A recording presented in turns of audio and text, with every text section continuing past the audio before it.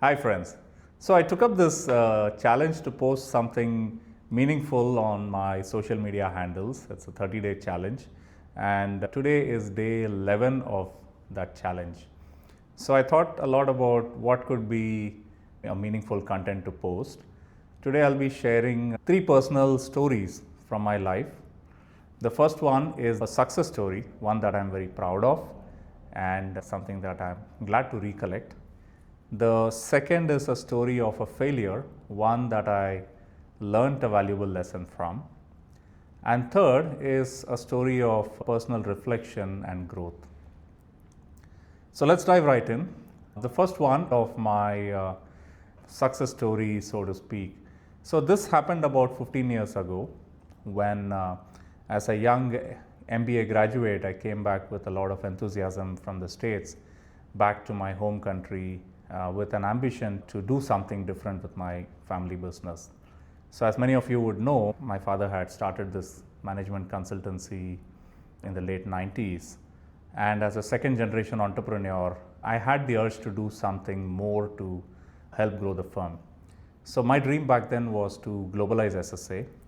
And I believed that with what I had learned in B school, I had enough skills to accomplish that. That was far from the truth because there was a lot of learnings, and then of course eventually we made it, not because of just the efforts but because also of providence.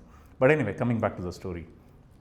So this was a time when we had an urge to truly globalize SSA, and we didn't know much about, of course we had done some global assignments, but we didn't know much about what it took to take a firm global. But back then, being a family business, business always spills over family and so on. So everyone in the family, including my mom, would always speak as if we are already global. So when we talk to our friends and neighbors, we'd always say we are already global. And that was a time when I and my dad used to travel and attend global conferences in Middle East and Africa and other places and build our network. So Providence has a funny way of working with you. If you have a strong intention and you pursue it with passion, it brings the right people, the right situations in your life to make things happen. So people started to recommend us and we started to make connections, and before we knew it, we landed our first international gig, and then, as they say, luck favors the brave. So this was a story that I'm very proud of personally and also as a team, what we could accomplish. The second story is a story of failure. This was again around the time we were setting up, internationalizing the firm, and there was a lot of ambition, a lot of dreams to do many things. So in a way, I got ahead of myself, and this was one of the early markets that we chose to grow in.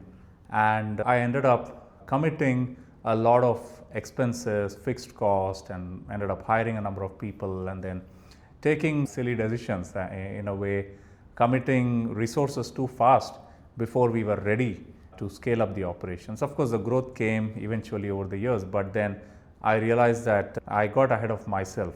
As a youngster with the ambition to grow the firm, I didn't truly understand the meaning of cash flow and being prudent in managing your P&L and managing your resources. And then we had to scale down in those days and do it all over again and so on. So this was my second lesson. As an entrepreneur, you never stop being ambitious, but you should also be grounded in reality. The third lesson is that of just self-reflection and growth. Now, I had the privilege of being born in a very spiritually grounded household. Both my parents were very spiritual, and we got a lot of those inputs in the growing up years. But somewhere I felt some of the lessons that I received, I did not take them to heart to the extent that I should have. In more recent times, I'm starting to realize the value of all the spiritual knowledge that came my way.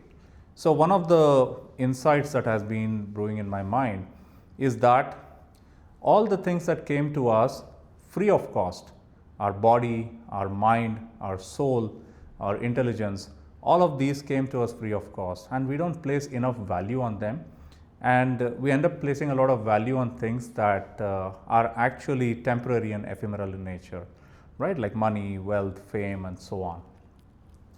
So I'm starting to come to the realization now that place more value on those gifts that the universe has bestowed upon us. For example, I don't think we have truly fathomed the power of the mind, because everything that has been created humanly in this world were once conceived in the mind.